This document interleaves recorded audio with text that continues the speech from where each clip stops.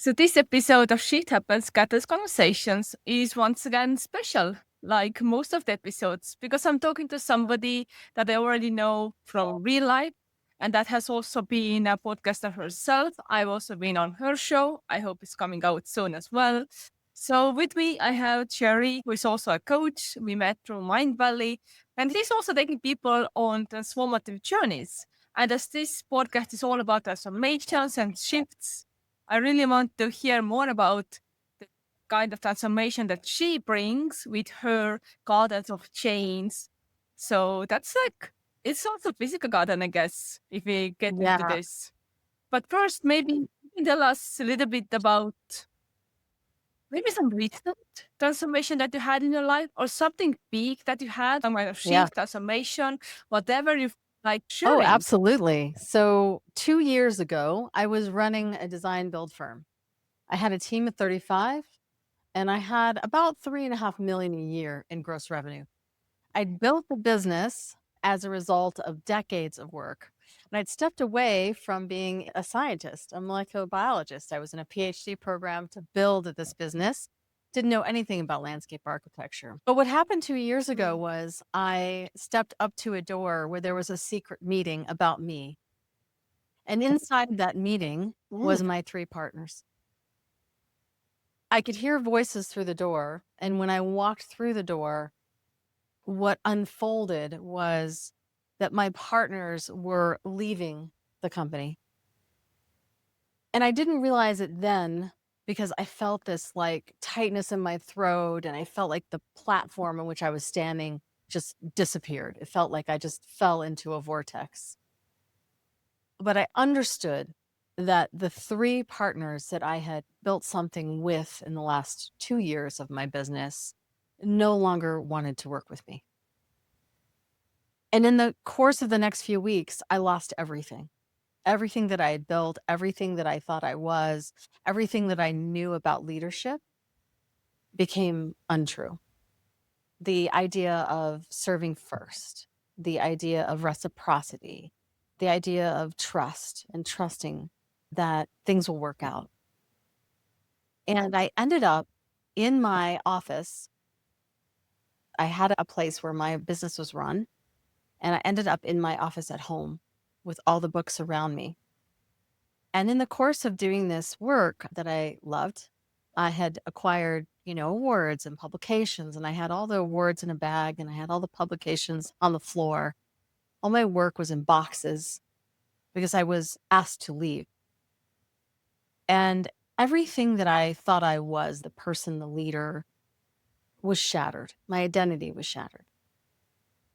And I remember sitting in this space and realizing that tears were streaming down my face. I couldn't contact the clients. We had projects that were under construction. I couldn't contact them. I had been literally like cut off and out. And I remember thinking, if I've put everything into this and this is where I'm at, then I can't do anything. There was this feeling of like loss. And I started practicing yoga on my patio every morning. And I had the good fortune to be a part of many coaching groups that were helping me see different things and build different tools. And I've been a part of those for many years. And so I started applying them. And so even though I felt completely torn inside and out, I just started showing up every day and being present with myself, inside myself.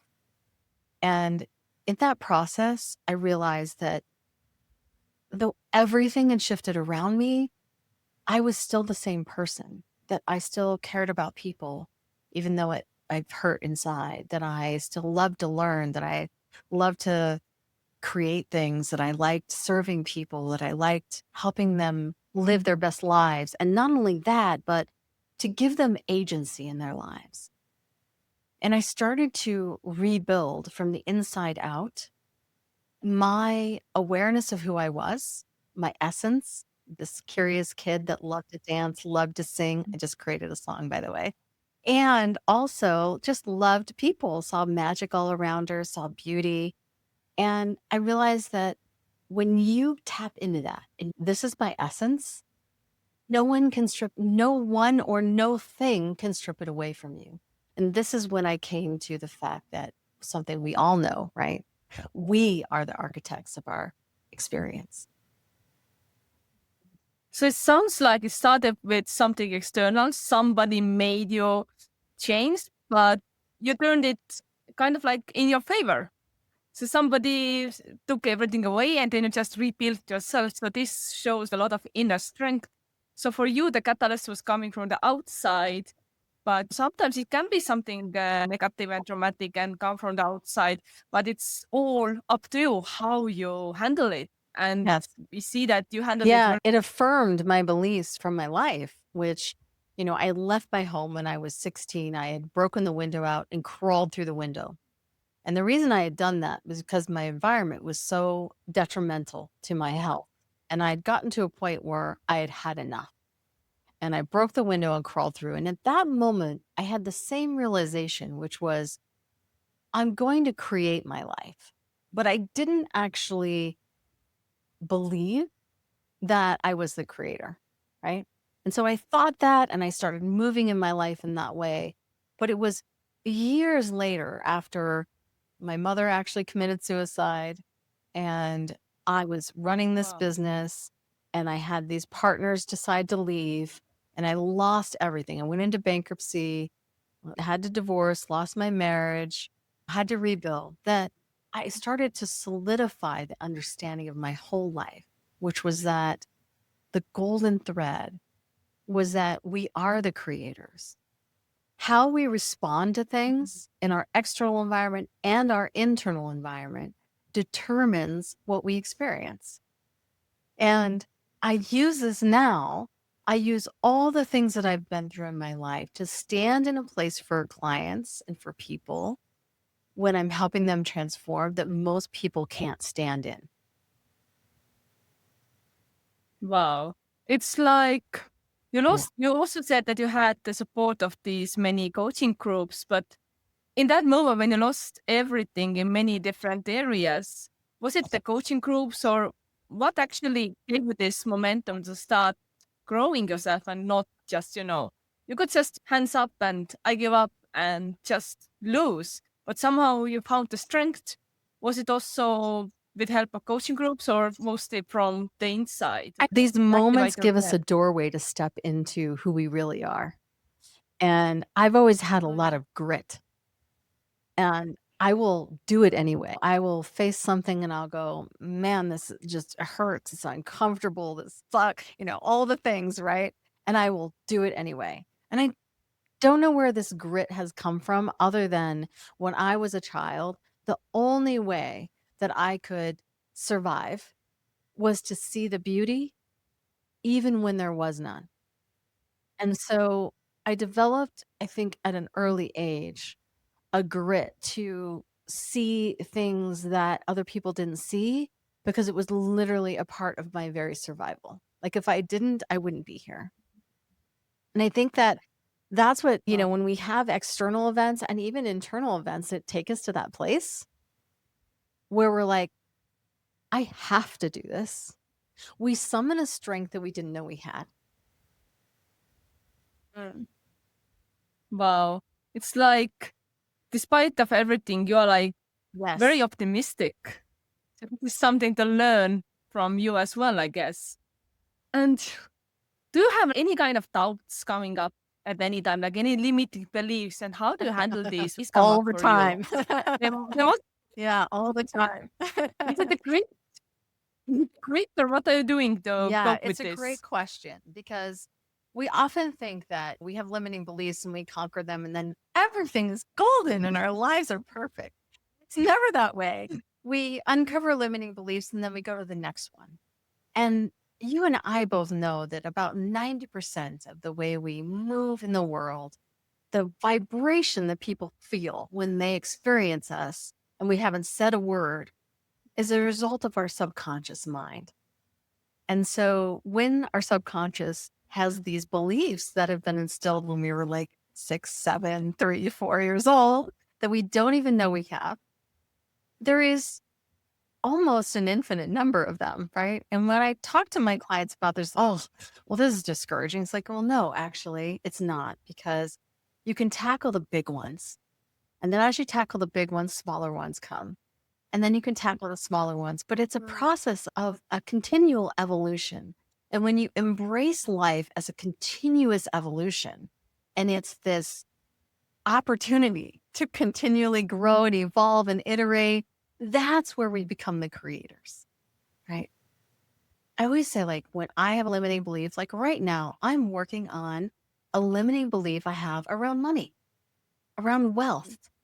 When I was a child, I was taught that wealth was bad, it was evil. And so I've worked on a lot of ways to value myself and honor myself. But when it comes to wealth, I've got a limiting belief. And when I have a limiting belief, the way that I tackle it with myself and with my clients is like getting in the trenches and make a decision and a commitment first that I'm going to stick to working on it, even when it gets difficult, before I even start.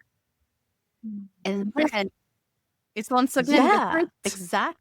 So that I kind of pre-plan my failure, because then when I do that and the failure comes up, which is just learning anyway, it gets difficult, it gets hard, or it's the day I don't want to do the meditation or the mantra, or it's the day that I don't want to write my notes on that, or I don't want to think about that. I'm already prepared. I know what I'm going to do. And then I make a map.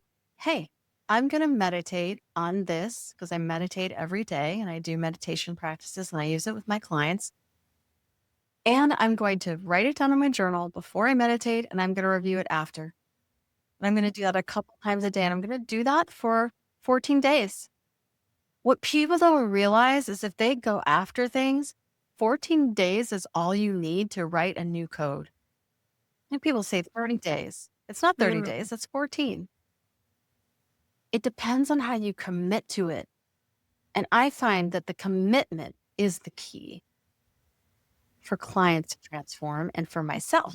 If I'm just wishy-washy, I'm like, yeah, I'm going to do this thing, but I have these other things that I want to do too. So I'm going to do it for a day or two. And then, oh yeah, I'm going to get back to it. It's like, yeah, it might take a really long time. 14 days is not so long. So you even make it easier for us now. It's really easy. And then if you just do one at a time, which is the other thing that I find I struggle with, because you always help people where you struggle, right? And so I always have a million things that I want to bring value to the world and do. And the reality is we are finite human beings, which means we can't do all the things. So I decide what's that one thing that I think is holding me back the most. And I go after it for 14 days with a grit and commitment that's like, you know how it's like a dating analogy, right? Everybody's been dating, right? Everyone's been through dating, and you're dating and you're like, you meet someone you like, and then you're like, well, but I don't know if I like this thing or that thing. I'm not sure. Versus you meet someone you like, you go on a couple dates, you go, you know what? I'm going to give this a shot at actually having a chance of making it, and give it my all for 3 weeks and see what happens. The difference between those two is often finding the love of your life, or meeting the love of your life, or being in a love relationship for the rest of your life. That nuance, that subtle nuance. And it's the same with limiting beliefs. Make an absolute commitment to it. And we actually clear our schedule. We're like, all right, I'm going to set my timer. I'm going to do it at these times. I put it in my calendar. I move my meetings. Like, I tell my love partner or my friend or whoever is in my life, I've got these non-commitments. Now I've made a commitment. That's going to change. And then it changes in 14 days. Think about that. How many weeks do we have in a year? 52? Wow. So we can Yeah. change 26 limiting beliefs in a year. That's a It- lot.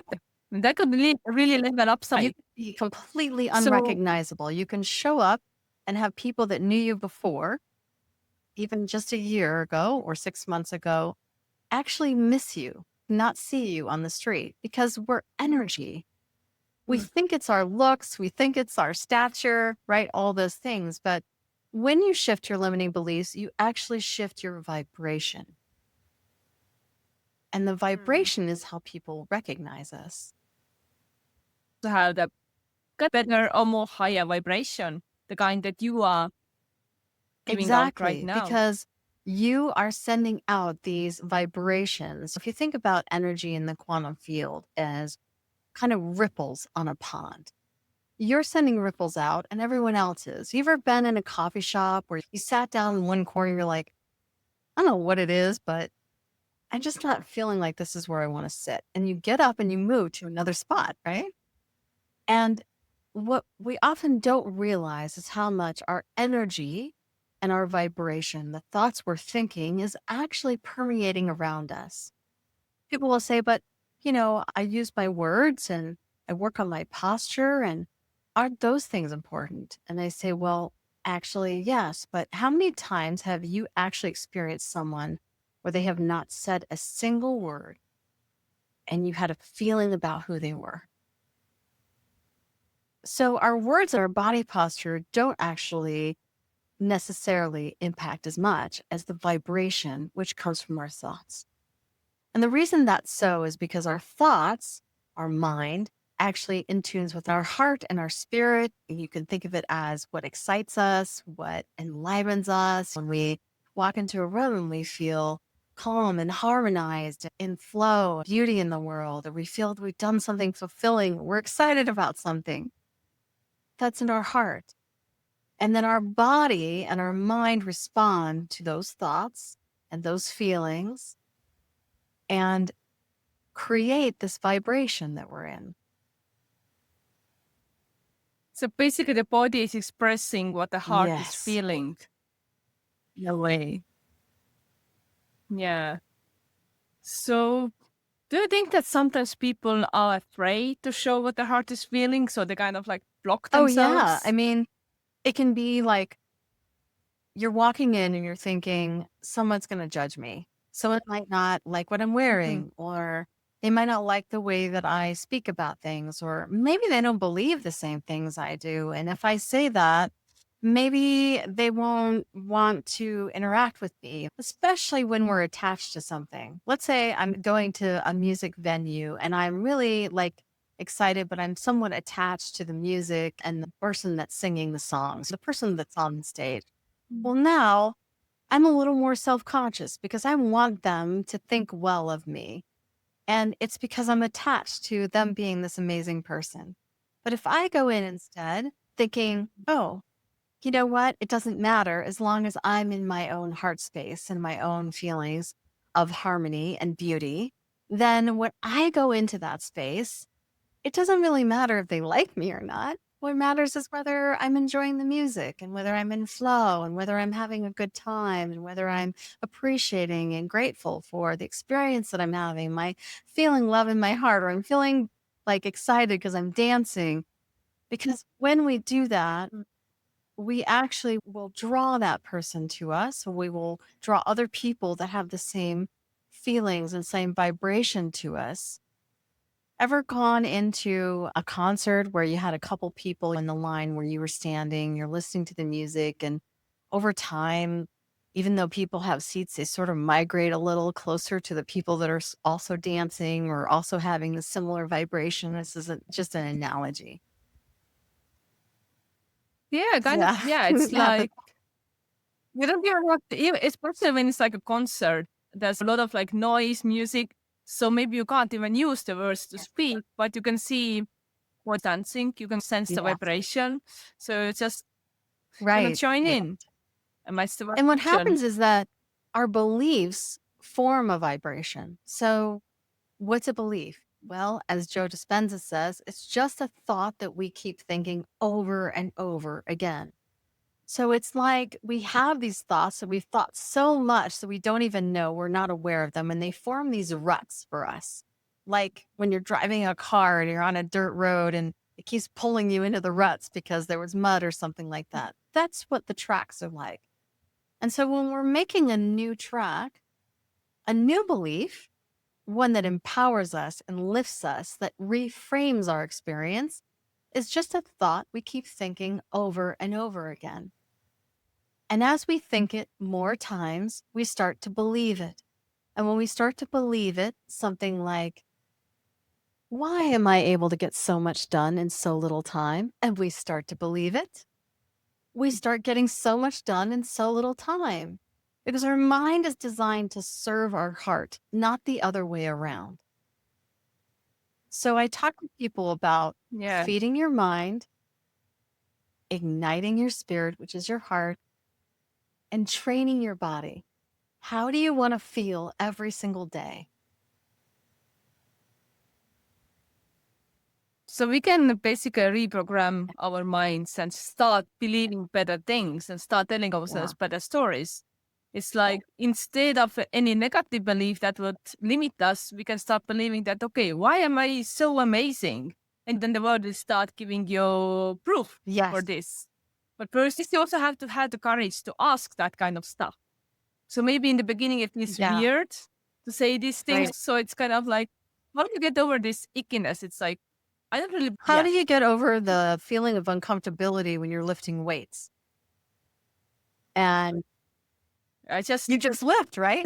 But what, I mean, because I Yeah. know you're incredibly fit and you lift weights. So this is a great analogy, great way to make it real in this podcast. I was lifting weights this morning, right? And I was upping my weight. And you get to that point where you're like, oh, I've got to do 12 more reps. And the last one I did was really hard. And I'm thinking to myself, how can I think a more empowering thought here? Not that it's hard, but that I'm very strong, that I'm capable. And then I tap into my why and I go, you know what? I remember why I'm doing this. I wanted this. I want to be stronger. I want to be fit. I want to be able to run up the mountain. Oh, yeah, I remember. I'm tapping into my why. I start to feel this feeling in my heart. And then I do another 12 reps. What do you do when you hit that wall? Tell me. Yeah. When I know that I have like hard workout coming, I just, okay, let's do the first step, the next one, second one, and then suddenly I'm halfway through the set already. And sometimes I can even do one extra. I'm like, okay, I didn't know that this was possible, but it is. Then I just increase the weight and then just do more. But it's also, it always happens within the process. It's maybe I don't know before that I can increase my weights in this specific session, but it will happen while I'm doing it. So just today I was increasing the weights. I was like, okay, I can actually do more. Yeah, that's a great analogy because I did that this morning too, where I did the 12, the 3 reps of 12. And then I thought, let me just take a brief break and remember why I'm doing this and get in my heart space and the feeling. And let's just do one at a time. And I love that because it's like, okay, let's just do one more. Okay. Let's just do one more. Okay. And then before you know it, you've done 8 or 9 or 10 and you're like, I've done a whole nother rep. And I think it's so true about limiting beliefs and thoughts. How can I reframe this in a way that empowers me, that lifts me, that really ignites my spirit? What's a really common one? People feel that they're not enough. That's a really common one. And we all struggle with it on some level. As we up level our lives, we get to another level where we're like, oh, I don't know if I'm enough for this. Now I don't know if I'm enough for this. And so this is a really common limiting belief that holds a lot of us back. So how do we reframe something like that? Well, for me, what I do is I look at what I'm actually creating and I start to focus on what I'm doing to serve. And I focus on the service or I focus on the process. And I don't worry about whether I'm enough or not. And I just lean into that. Instead of trying to get rid of it, I go, you know what? I'm just going to do the process. I'm going to do the process of creating something and I'm going to do the process of delivering something and standing in front of that. And if it's something like I'm up leveling, like now I'm going to speak on a stage. Okay, I'm just going to walk on the stage and I'm going to start. And then and then after I speak, I'm going to speak again. I'm just going to keep going and I'm going to do it again and again. And so when we face a limiting belief like that, it's like when we can reframe it in a way that's like, what if I'm more powerful than I know? What if there is one person in the room that needs to hear my voice? What if the way I'm saying it, though I'm saying the same things that many other people are saying it, resonates with someone and changes their world today? What if I can create something of value for the world? What if it's not about me? So, all of these are examples of thoughts that I can think that are more empowering than, These are very powerful ways to think about things. And from what you're saying, I can also hear that you're really about serving and service and really being there for other people. So, how are you actually working with other people? I know that you just finished your book, yes, it's out now, it's about great masterpiece. So, the book is also a very big part of your work, yeah, I it guess. is. Build a masterpiece, transforming uncertainty into a legacy of impact is about my life, but it's really about helping people step into their masterpiece. Because one of the most detrimental things we can do in our lives is actually live unconsciously and not bring consciously to our experience and our world those things that light us up. Because when we are excited about something and a little scared, because it means so much to us, and we step forward one little step at a time, like you said in your example, right? I'm just going to do one and then the next. We take the smallest step forward towards that creation of that. We are ignited in our lives. Everyone around us experiences that vibration. And when we are taking care of ourselves in terms of following our, what I call our soul's paths, stepping into our masterpiece, what we find is we're also making the world a better place. Everyone's masterpiece is about living in this joy and peace and creating abundance and creating value in the world. We're all meant to experience that peace and passion. And when we do that, amazing things are created. We have hospitals that have been created through volunteerism in countries. We have books Mhm. that have been delivered to children who can't read. We have people bringing food to families that have no food. We have people that are creating environments for abused children to step out of those environments.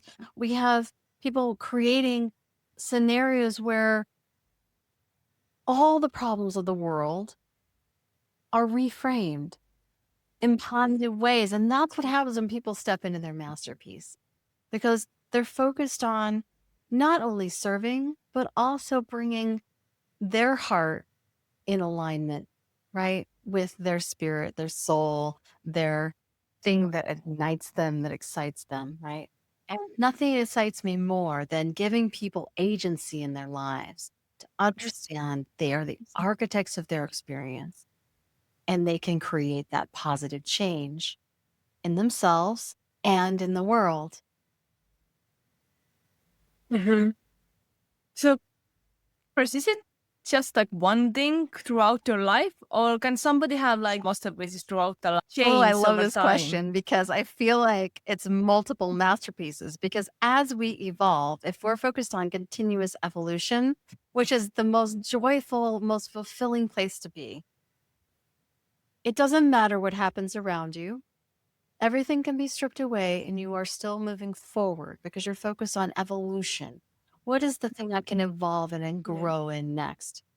I started out with my masterpiece was my parents had never gone to college and I wanted to go to college. And I was missing about 8 years of schooling, had a really rough childhood and upbringing as an only child, had no money to go to college. My first masterpiece was leaning into this desire, this heartfelt excitement over learning and going to college. And I did that. And then my next masterpiece was I want to be in molecular biology and the sciences and epigenetics. And I want to study in the best labs and I want to do the research and I want to be a thought leader in that space. I want to be a professor and run my own lab. And I pursued that.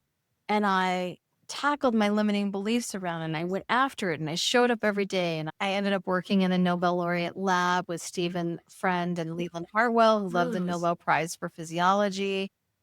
And then I realized there was something else calling me. And I went into landscape design and landscape architecture. I joined this volunteer group in my neighborhood and I started designing with plants and growing things outside and doing design work and following other designers. And that was a 3-decade masterpiece where I was It's creating really spaces of wow. meaning and purpose for people outside to step into the kind of person they wanted to be and conquer their own limiting beliefs. And now my masterpiece is being an author and a speaker and a thought leader and giving people agency to step into their masterpiece. Sometimes that's just their business, their small business that they've always dreamed about making. They've always dreamed of making a bakery, or they've always dreamed of having a yoga studio, or they've always dreamed about flying across the world and, building a waterway in Cambodia, right? Whatever it is this thing that they've always wanted to do and they've always held themselves back. I got to work. I got to do this. I got to take care of this. And we all have responsibilities. But the truth is that as we take tiny steps towards these things that we actually ignite our heart, we end up giving so much to the world and ourselves and everyone around us. It becomes this beacon of love. And yeah, you can have multiple masterpieces in your life. Yeah. So it sounds like in some ways you're quite similar to me because my goal now is to be the catalyst Mhm. for people to activate Yeah. and start making the shifts happen. So people themselves, they will go through these shifts and transformations, but I can be the initiator. So you're doing the same. You're giving them agency and you are getting them on this path of building their own masterpieces. So Yeah, I it's get them in tune. It's similar, because I know you're such an amazing catalyst. And I love that word catalyst because it can set fire, right? To something that is already there. It's already present within you. And I do the same. It's like by challenging people's thinking, by bringing awareness, by shifting their limiting beliefs. And I work a lot with people who have had a lot of success, but they feel empty. They feel unfulfilled. And then I work with people that they've had traumatic events in their lives and it stopped them and they're not connected anymore to their own masterpiece inside of themselves. And I help them reconnect to that, Mm. reconnect to their agency, their strength, their power, their beliefs, who they are in the world. As a child growing up, I was in an abusive environment. And so I also am very passionate about bringing opportunity to humans of all ages and all areas that have experienced abuse and how it rewrites our thoughts and beliefs and how it rewrites how we think about ourselves and helping them reconnect to themselves and who they are and how beautiful they are and how much agency they truly have in their lives because abuse, it strips away agency. And so those are areas in which I work and help people to live in joy and peace inside themselves and outside themselves. I call it the garden within and the garden without. Yeah. So in some ways, the environment and landscape, they are very important for you. So you also did landscaping. And we're kind of like helping people to design their own inner outer landscapes, Yeah, I mean, environment. the really interesting thing is I have done the same thing over and over. The golden thread is that I work with people on their energy, their mindset, and their environment, both the internal environment, longevity practices, and how we take care of our body and 10x and hollow body, and our external environment. Who do we associate with? What kind of environment do we put ourselves in? What is our mental environment? What is our emotional environment? So it's really interesting. And then I work in energy and, how we can actually manage our energy.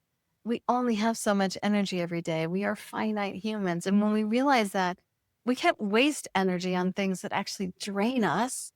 We have to be selective on those things and integrate things that bring us energy so that we can be building our masterpiece, creating our masterpiece and going after our heart's desires. It takes energy. And I help people with that. So it's intriguing because when I was developing spaces of meaning and purpose for people outside their homes, I would work on view corridors and I would connect the outside to the inside. And I would create spaces that when people were in them, they felt that they could live the lives they wanted to live. And they could connect with their family or their friends or have a farm to table event or be out in nature and connect to nature. But it's the same thing as when we connect to our internal environment and we create those view quarters with new beliefs and new frameworks. And when we understand about our energy, when I was creating spaces, it was always about, and I still do, by the way, I still create spaces only with like 4 people a year though on that. But when we think about we're creating a 3-dimensional environment outside to feel a certain way, maybe we want to feel at peace or want to feel that everything is okay. Or maybe we want to feel excitement because we want to share that space with somebody else. It's the same when we tap into and want to manifest in our lives how we want to be, who we want to evolve into. How do I want to feel?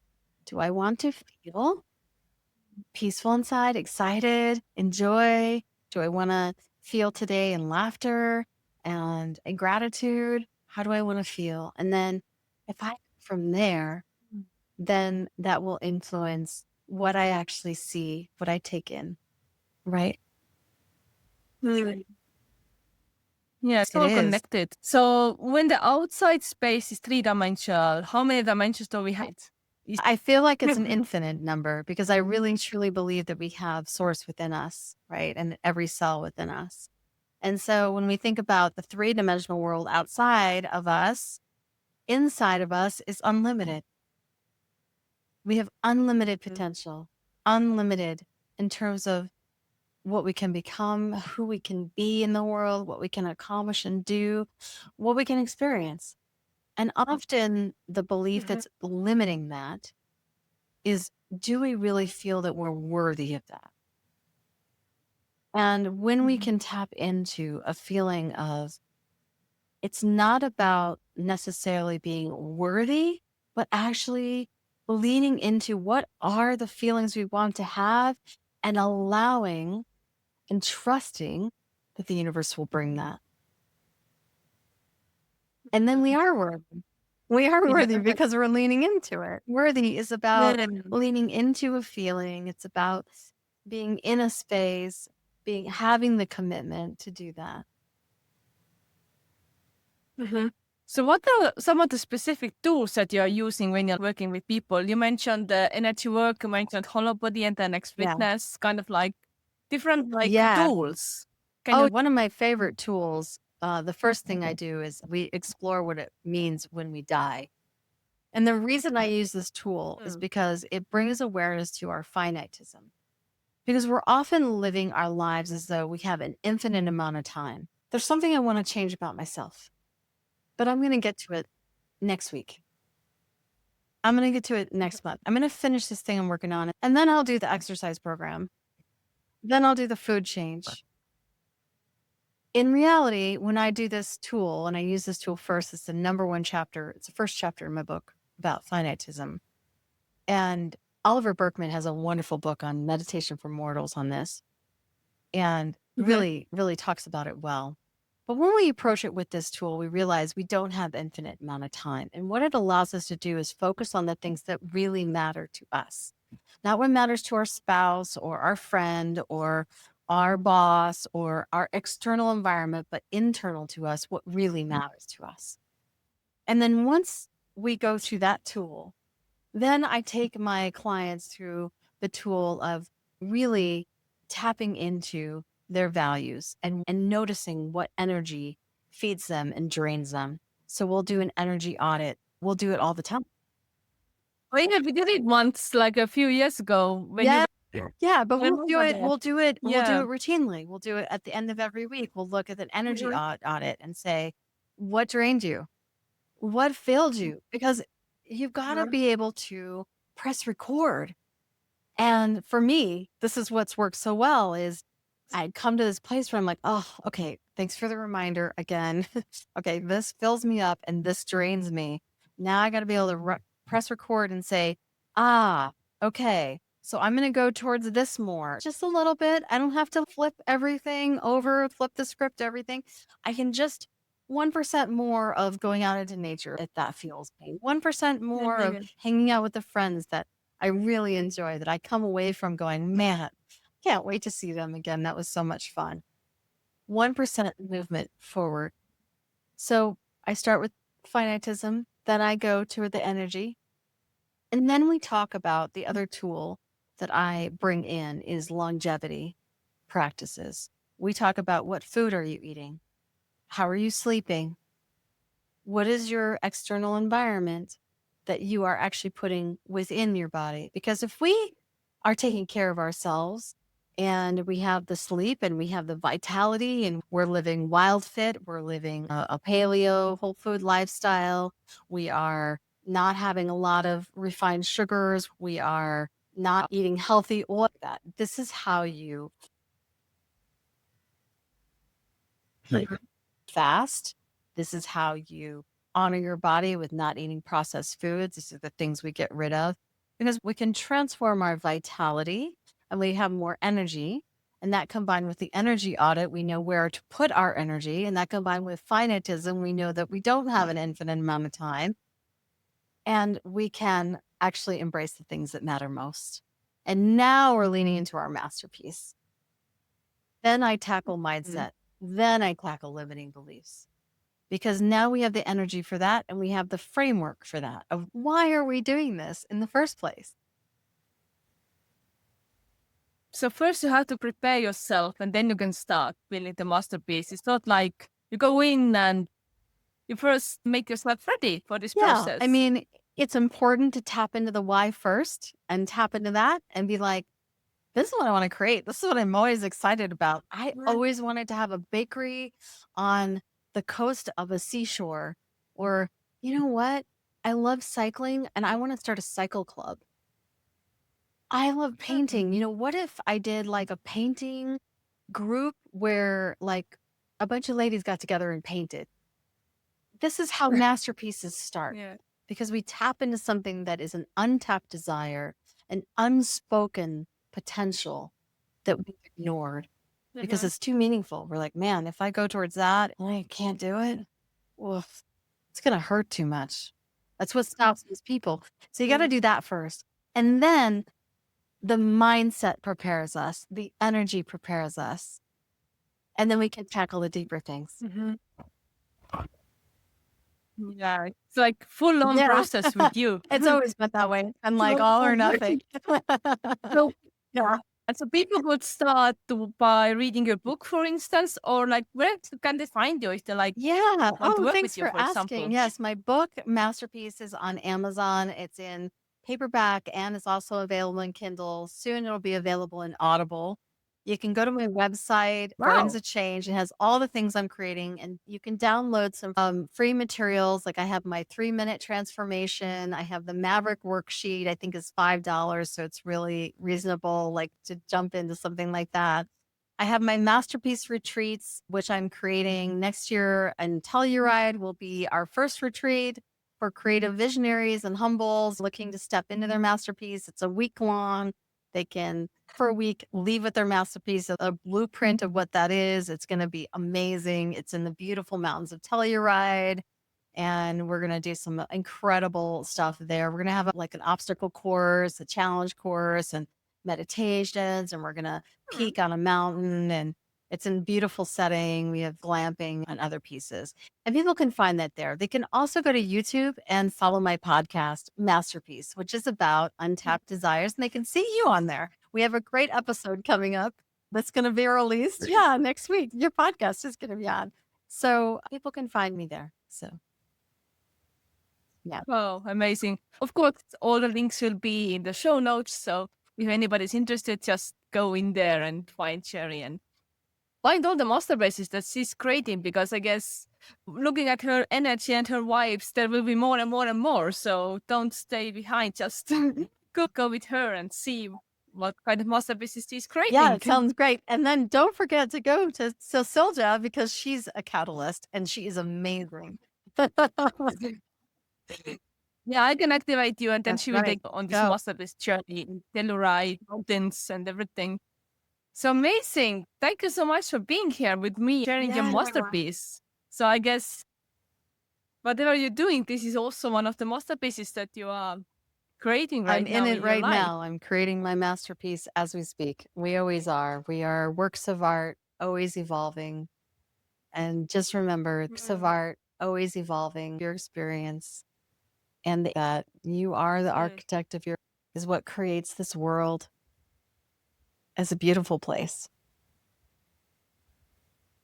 as a beautiful. Wow. Beautiful words. You're welcome. Thank you. Yeah.